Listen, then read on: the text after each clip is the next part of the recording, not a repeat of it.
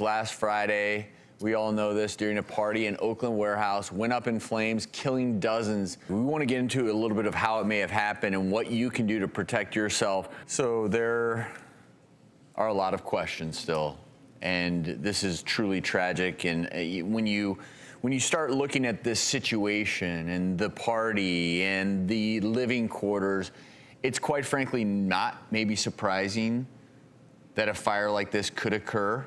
Yes, that's what's sad to me is that this is sort of a recurrent theme, that we have these events taking place worldwide. You hear about this disco, this nightclub that was overpacked, a fire started, and people couldn't get out. But this is more than a nightclub. Right. What we're hearing is that this was actually a place where people came to live, and even though it wasn't necessarily zoned for Look at that. This reminds me of the 60s. I mean, that it's an artist colony, but at the same time, people live here. This is, for all practical purposes, this was an apartment building. And these are primarily millennials, artsy. You know, they're not as concerned with safety, where the smoke detectors, where the fire sprinklers.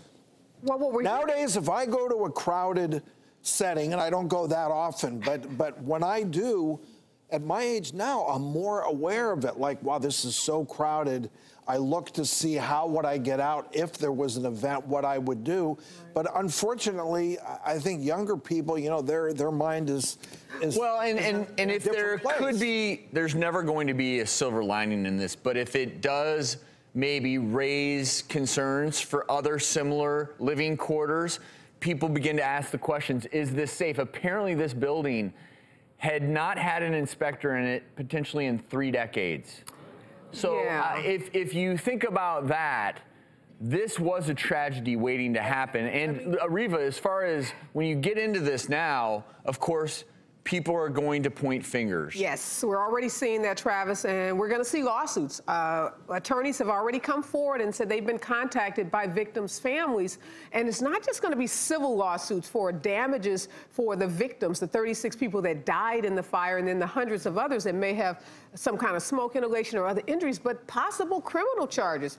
We're looking at manslaughter and even murder charges. Because this was foreseeable, right? I mean, there's so many legal issues for you here. Who was responsible? Is it vicarious liability, the manager, or is it just the owners? Well, did it ever have a certificate of occupancy? Was this even zoned for people to live there? Great questions, Dr. Ordon. The first 3 targets, I think, everyone's going to be looking to is the building owners. The owners have a responsibility to know what's going on in their building and if the building is up to code. And we're hearing a lot of code violations in this building. And then the property manager, who we saw, you know, breaking down in some ways on that news clip, he's got a lot of responsibility. He lived in this building, so he knew about the horrific conditions in this building. And we even heard stories of his kids roaming free in this building amongst all of this squalor and just these horrific conditions. The promoters also have a lot of responsibility for what happened on the night. They have a duty. If they're promoting a concert, if they're putting people, it's their duty. They have an obligation to